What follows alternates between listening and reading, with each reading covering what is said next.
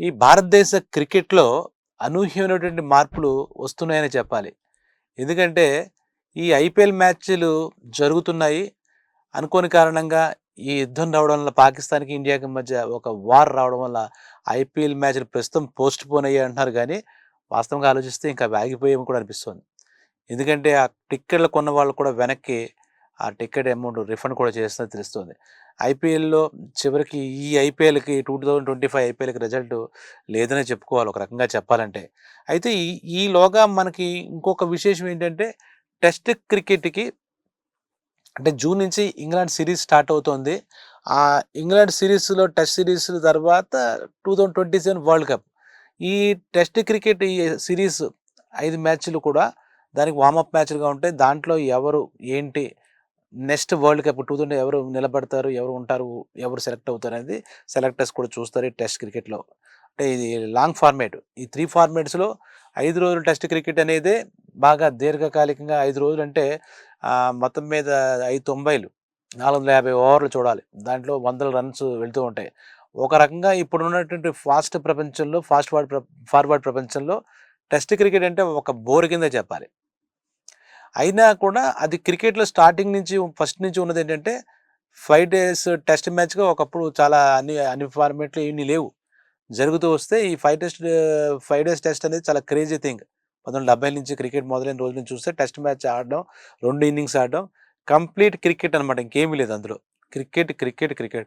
పొద్దున్నుంచి సాయం దాకా అప్పుడు ఈ టెలివిజన్ లేనప్పుడు రోజుల్లో కూడా చాలామంది ఈ ట్రాన్సిస్టర్స్ పెట్టుకొని ఆ కామెంటరీ వింటూ ఎంజాయ్ చేసేవారు. జరిగేది. అలాంటి పరిస్థితిలో ఈ టెస్ట్ మ్యాచ్ గురించి ఇప్పుడు ఉపోద్ఘాతం అక్కర్లేదు కానీ ఈ నెక్స్ట్ ఇంగ్లాండ్‌తో ఇంగ్లాండ్‌లో జూన్ నుంచి జరగబోయే టెస్ట్ సిరీస్‌లో ఎవరు కెప్టెన్‌గా ఉంటారని కొంత డిస్కషన్ జరిగింది. జనాల మధ్య గాని, సెలెక్టర్ల మధ్య గాని. రోహిత్ శర్మ ఉన్నారు కదా! ఆయన ఇంకా ఏమి అవ్వలేక రిటైర్డ్ అవ్వలేదు కదా! రోహిత్ శర్మ ఈసారి కూడా ఈ ఇంగ్లాండ్ టెస్ట్ టూర్‌కి ఆయనే కెప్టెన్‌గా ఉంటాడు అని చెప్పేసి కూడా మాట వినపడ్డాయి.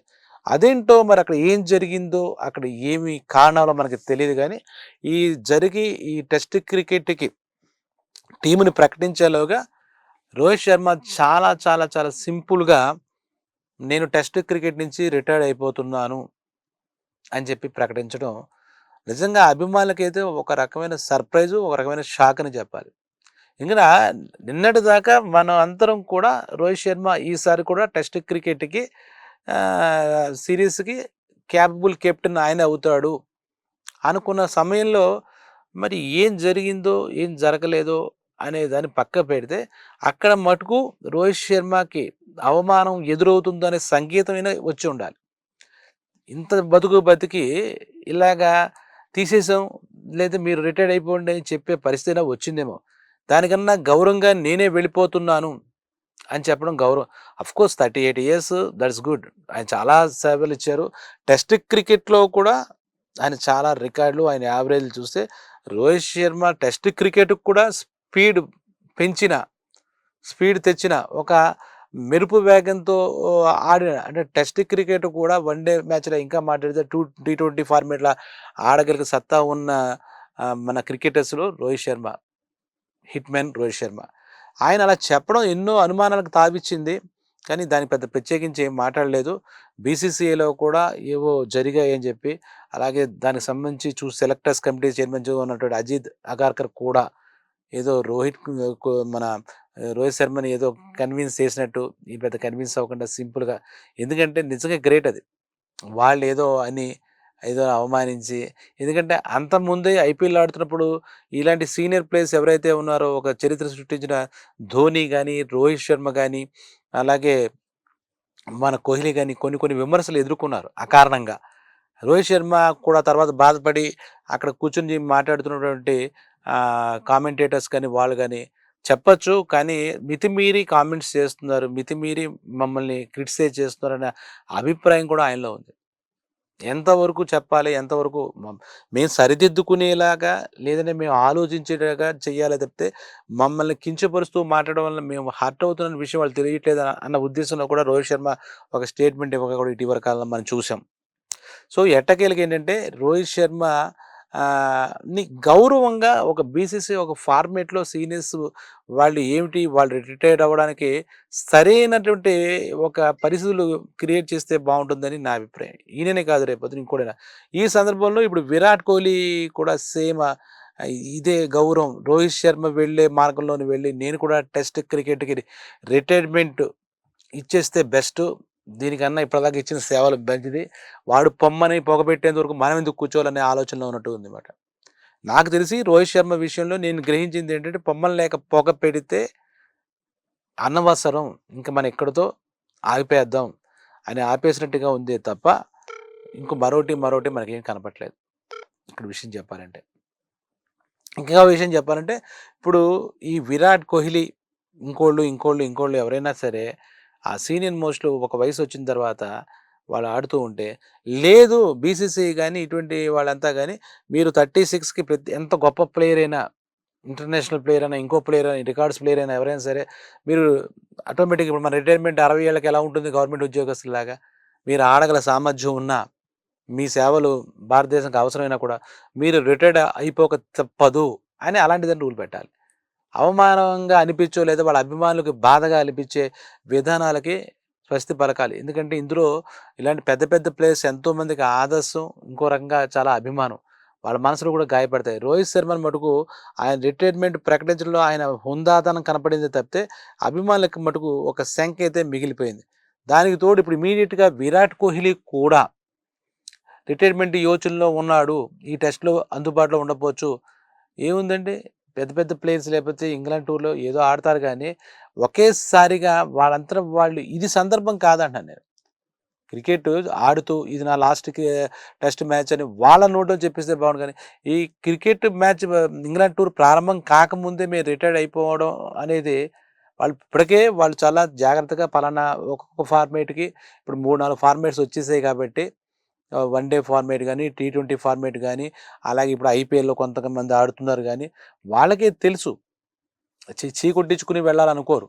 కానీ బీసీసీఐ గాని, భారతదేశ ప్రజల మనోభిప్రాయాలు దృష్టిలో పెట్టుకొని, వాళ్ళు ఆరాధించే, అభిమానించే రోహిత్ శర్మ కావచ్చు, లేదంటే మన విరాట్ కోహ్లీ గాని, చాలా గౌరవప్రదంగా సన్మాన మార్గంలో వాళ్ళని వాళ్ళని సన్మానకం చేసి కూడా వాళ్ళని పంపించాలి. అలాగే ఉత్తరోత్తర కూడా వాళ్ళ సేవల్ని భారత క్రికెట్ ఆహ్, వాడుకోవాలని కూడా నాలాంటి వాళ్ళు సూచిస్తున్నామనమాట. క్రికెట్ అభిమానులకి వాళ్ళు కొంతకాలంగా మన దేశం తరపున ఆడుతూ ఎన్నో విజయాలిచ్చారు, ఎన్నో రన్స్ కొట్టారు. ఎంతో సక్సెస్‌ఫుల్‌గా వాళ్ళ జీవితం సాగింది ముందుకి. కాబట్టి ఈ విరాట్ కోహ్లీ కూడా ఆయన ప్రకటిస్తారంటే ఇప్పుడు ఇందులో పెద్ద సెన్సేషన్ ఏముండదు. ఎందుకంటే రోహిత్ శర్మ వెంటనే ముందు ఉంటాడనుకున్న తరుణంలో రిటైర్మెంట్ ప్రకటించడం అనేది చాలా బాధాకరం. దాంట్లో ఏదో జరిగిందనే విషయం మటుకు ఉంది. దానికి సంస్కారవంతంగా వీళ్ళేదైనా బీసీసీ వాళ్ళు కాదు, వాళ్ళంతట వాళ్ళే వెళ్ళిపోతున్నారు అనే ఆలోచన ఇవ్వాలి తప్పితే, లేదంటే బీసీసీఐ మీద కూడా జనాలకు దురభిప్రాయం ఏర్పడుతుంది. ఎందుకంటే అభిమానించే వాళ్ళకి ఎప్పటికి అభిమానిస్తూనే ఉంటారు అభిమానులు. క్రికెట్ అభిమానులు. అలాంటి వాళ్ళకి ఈ వాళ్ళు అభిమానించే క్రికెటర్‌నో లేదా ఇంకోళ్ళనో ఇలాగ అవమానించారనే భావనొస్తే మటుకు చాలా అసహ్యంగా ఉంటుంది చూడడానికి. సో, విరాట్ కోహ్లీ కూడా టెస్ట్ క్రికెట్‌కి వెళ్ళిపోతే కొన్నాళ్ళ పాటు ఒక తెలియని ఒక ఇది ఏమిటంటే గ్యాప్ ఏర్పడుతుందనిపిస్తుంది. టెస్ట్ క్రికెట్ మీద మనకి ఒక సరైన ప్లేస్ అంటే సీనియర్ ప్లేయర్సో, టాప్ మోస్ట్ ప్లేయర్స్ లేకపోతే అది చూడడానికి ఇంట్రెస్ట్ టెస్ట్ క్రికెట్ ఏంటంటే 5 రోజుల క్రికెట్ అంటేనే జనాలు చాలా బోర్‌గా ఫీల్ అవుతారు. There is no craze. అలాంటిదప్పుడు ఇలాంటి క్రేజీ ప్లేయర్స్ కూడా వెళ్ళిపోతే మన భారతదేశంలో ఈ టెస్ట్ క్రికెట్ ఇంగ్లాండ్‌తో జరిగినా లేదా ఇంకో న్యూజిలాండ్‌తో జరిగినా పెద్దేముంటుంది. కాబట్టి ఒకసారి అందరూ కూడా వెళ్ళిపోతారు. ఎవరు కూడా వాళ్ళ వయసు అయిపోయిన తర్వాత వాళ్ళ శక్తి క్షీణించి వెళ్ళిపోతారు. కానీ ఆ పంపించేటప్పుడు జరిగిన ప్రక్రియ మటుకు హుందాతనంగా ఉండాలి. వాళ్ళని వెళ్ళిపోతున్న వాళ్ళు చాలా గౌరవప్రదంగా పంపించాలి తప్పితే, ఒక మహా యోధుడి యొక్క నిష్క్రమణ చాలా అద్భుతంగా ఉండాలే తప్ప, ఇలాగా డొంక తిరుగుడుతో వాళ్ళని ఏదో మాట్లాడి, పక్క మాటలు మాట్లాడి, ఇలాగ రోహిత్ శర్మ గాని, విరాట్ కోహ్లీ గాని వాళ్ళ మనసులో కించిత్ బాధపడినా కూడా దీనికి బాధ్యత నిజంగా బీసీసీఐ లేకపోతే సెలెక్టర్ లాంటి వాళ్ళలో అవుతుంది. వాళ్ళతో కూర్చోపెట్టి కన్విన్స్ చేసి మాట్లాడి, ఏంటంటే మీ అభిప్రాయం అని అడిగి చేస్తే మంచిది. వాళ్ళు ఇదే ఇంత ఎందుకొచ్చిందంటే, రోహిత్ శర్మ వచ్చి సడెన్‌గా అలా చెప్పడంతో నిజంగా ఎవరికీ కూడా మింగుడు పడలేదు. ఇందులో ఏదో ఉందని ఒక అనుమానం వచ్చిందంటే, అక్కడ ఉన్నట్టే కదా లెక్క. ఆయన ఉందాక ఉన్నాడు. ఆయనేమి సెకండ్ థాట్ లేదు. ఇంకోటి లేదు. దీని మీదే కొంతమంది వెటరన్ క్రికెటర్సే అన్నారన్నమాట. ఇంకా రోహిత్ శర్మ ఎందుకో చెప్పకుండా ఇప్పుడు అర్జెంట్‌గా ఈ క్షణంలో ఎందుకు ప్రకటించేసాడని. తీరా చూస్తే ఇప్పుడు విరాట్ కోహ్లీ కూడా అదే పత్రంలో అన్నమాట. ఇటువంటి వ్యవహారాల్లో చాలా జాగ్రత్తగా, చాలా ప్లాన్డ్‌గా జరగాలి. మన క్రికెటర్‌ని మనమే గౌరవించుకోవాలి. అందులో అద్భుతమైన క్రికెటర్స్ వాళ్ళు. మళ్ళా పుట్టరు అటువంటి వాళ్ళు. భారతదేశానికి క్రికెటర్స్‌లో వాళ్ళు చేసిన సేవలు చిరస్మరణీయం. ఎవరైనా సరే. ఇప్పుడు మనం మాట్లాడుకున్న వాళ్ళు. కాబట్టి ఇటువంటి వాటికి మళ్ళా ఇది లేకుండా విరాట్ కోహ్లీ రిటైర్మెంట్ విషయంలో కూడా ఏదో క్షణంగా ఆయనేదో చిన్నబుచ్చుకుని ఇచ్చేటట్టు కాకుండా తనంతట తానే స్వచ్ఛందంగా వెళ్ళిపోతున్నట్టుగా ఉంటే బావుంటుందని క్రికెట్ అభిమానులను కోరుకుంటున్నారు.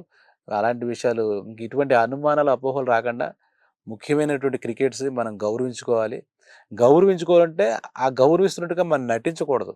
ఎందుకంటే వాళ్ళు కొన్ని సంవత్సరాల పాటు భారతదేశపు క్రికెట్‌కి ఎన్నో సేవలందించారు. ఎన్నో పరుగులు పారించారు. ఎన్నో అవార్డులు స్వీకరించారు. వాళ్ళు మన భారతదేశం క్రికెట్ తరపున తలెత్తుకునేటట్టు ఆడినటువంటి ప్లేయర్స్. దే వాళ్ళదేమీ తగ్గదండి. వాళ్ళ యొక్క విలువేం తగ్గదు. ప్రజల అంటే క్రికెట్ అభిమానుల గుండెల్లో వాళ్ళు ఎప్పటికి కూడా హీరోలే. ఒక రోహిత్ శర్మ కావచ్చు, మహేష్ సింగ్ ధోని కావచ్చు, లేదంటే రేపు వెళ్ళిపోతారని అనుకుంటున్న విరాట్ కోహ్లీ కావచ్చు. కాబట్టి ఆలోచించుకోండి పెద్దలు బీసీసీఐ పెద్దలు గాని, సెలెక్టర్లు గాని. మనకు మనం గౌరవించుకుంటే బావుంటుంది. వాళ్ళని గౌరవించారంటే మన గౌరవం మనకు పెరుగుతుంది. అభిమానుల గుండెలో కూడా మీరు విలన్స్‌గా మారొద్దు దయచేసి. ధన్యవాదాలు.